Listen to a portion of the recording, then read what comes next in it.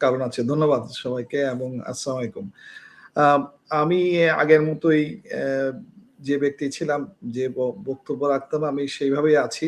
হ্যাঁ, তবে স্বাভাবিকভাবে মানুষকে যখন আঘাত করা হয়, মানুষ কিছুটা দুর্বল হয়। কিন্তু তার নীতিগত পরিবর্তন আনা সম্ভব হয় না। যারা নীতিবান নিয়ে বা নীতি নিয়ে কোন কাজ করেন, সেইভাবে আমার নীতি থেকে আমি তৈরি করেছিলাম পচা শামুক। পচা শামুকটার আজকে আমি একটু মানে উদ্ভাবনী বিষয়টা আপনাকে বলি, তাহলে আপনি বুঝতে পারবেন যে এটার সাথে অ্যা এই টোটাল আমাদের যে আন্দোলন সেটার কি সম্পৃক্ততা আছে। পচা শামুক নামটা তৈরি হয়েছে দুদকের অফিসে বসে।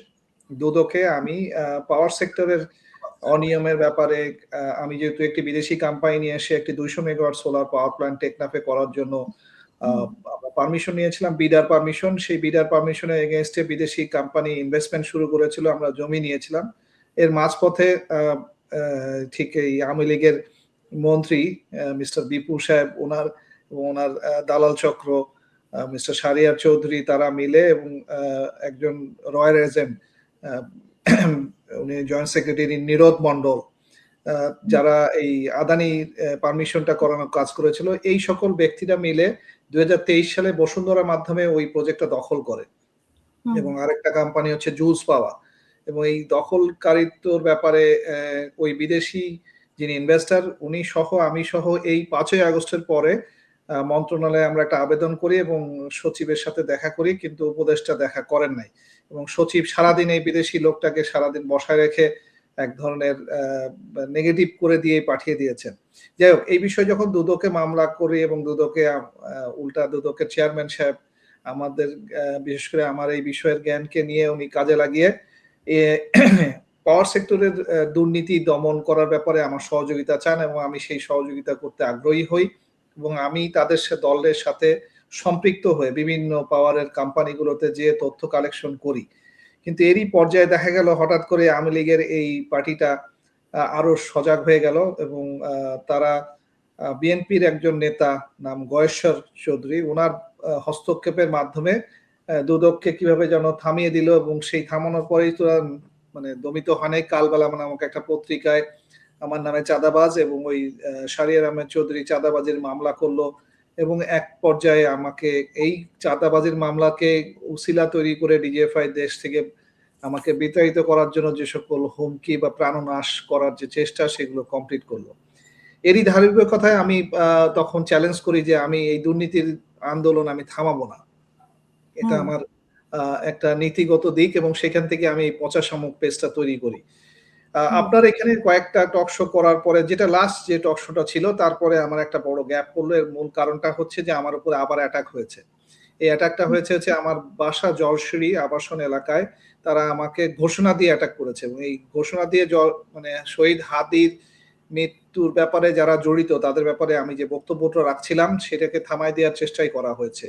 তার মূলত পিছনে জড়িত ছিল ডিবির একজন কমিশনার নাসির সাহেব। উনি সন্দেহভাজনভাবে আমার এই সন্দেহ তালিকা আছেন যেহেতু আমি যে শুটার রবিউল তার সাথে একটা সম্পৃক্ততা খুঁজে পেয়েছি।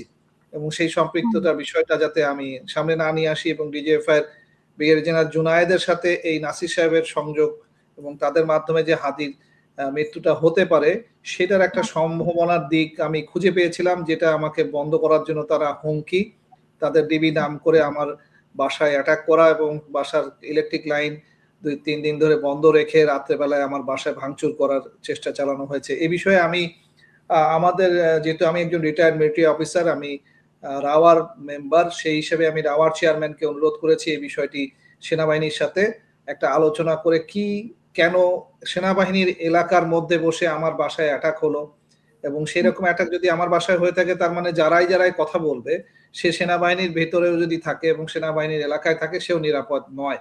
কারণ সেনাবাহিনী নিজেই যদি তাদেরকে প্রশ্রয় দেয়, ডিবির মতো লোক এসে যদি আমার বাসা ভাঙচুর করতে পারে, তাহলে সেই বিষয়গুলোকে দেখার দায়িত্ব সেনাবাহিনীরই। আমি হুম, সেনাবাহিনীর কাছে আবেদন করেছি। আমি ওয়েট করতেছি তারা কি উত্তর দেন। এখনো পর্যন্ত আমি কোন উত্তর পাই নাই। এই ছিল হুম, হচ্ছে আমার এই গ্যাপের মূল কারণ। আমি সেনাবাহিনীকে সম্মান করি যেহেতু আমি একজন প্রাক্তন সদস্য। আমি সেনাবাহিনীকে এই সময়টুকু দিয়েছি তাদের মতামত জানার জন্য যে তারা আমার এই বাসায় যে ভাঙচুর হলো সে বিষয়ে তাদের মতামতটা কি?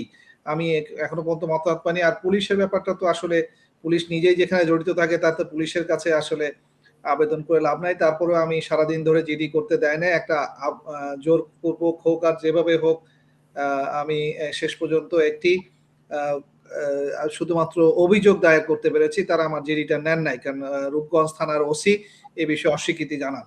বলেন যে, "আপনি হুম। উপরের মহলে কথা বলেন। যেখানে যাওয়া হয় উপরের মহলে কথা বলতে হয়। উপরের মহল মানে তো আমি বুঝতেই পারতেছি তারা কম্প্রোমাইজেশন করতে বলবে।"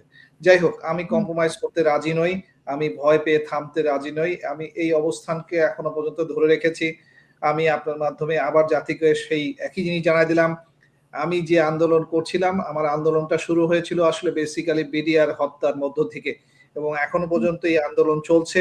এই আন্দোলন চলবে এবং আমি যতদিন বেঁচে আছি, আমাকে যদি হাদির মতো ওরা মেরে ফেলতে না পারে, তাহলে এই আন্দোলন তাদেরকে সহ্য করতে হবে। তাদেরকে আন্দোলনের আ আ মাধ্যমে আমি এই স্পষ্ট করে দিতে চাই যে সেটা হচ্ছে বিডিআর এর হত্যার বিচার হতে হবে। শহীদ হাদির হত্যার বিচার হতে হবে। এখন আসেন হুম। আপনি যে কথাগুলো বলছিলেন যে শহীদ এর পরিবারকে বিভিন্ন রকমের সুবিধা দিয়ে যদি এই জিনিসটাকে আরেক দিকে মোড় নেয়ানোর চেষ্টা করা হয়, হুম। এটা তারা করবেন এটাই স্বাভাবিক।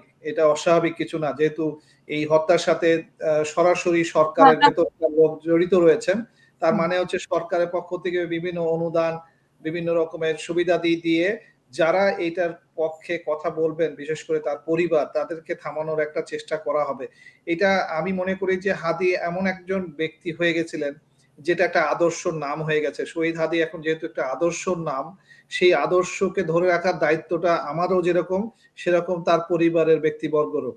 এখন আমি তাদের প্রতি রিকোয়েস্ট করব, তাদের এই ধরনের সুবিধাবাদি যেন তারা গ্রহণ না করেন, এইরকম ফাঁদে যেন তারা পা না দেন। এই সুবিধাদি দিয়ে তারা কিছুদিন হয়তো ভালো থাকবেন, কিন্তু হাদির বিচারটা হবে না। হাদির যে আর্তনাদ, সেই আর্তনাদের জন্য যে পাপ তাদের গায়ে লাগবে, সেই পাপ সমভাবে তাদের এই পরিবারের যে সকল সদস্য এই সুবিধা নিবেন, তাদের গায়েও লাগবে।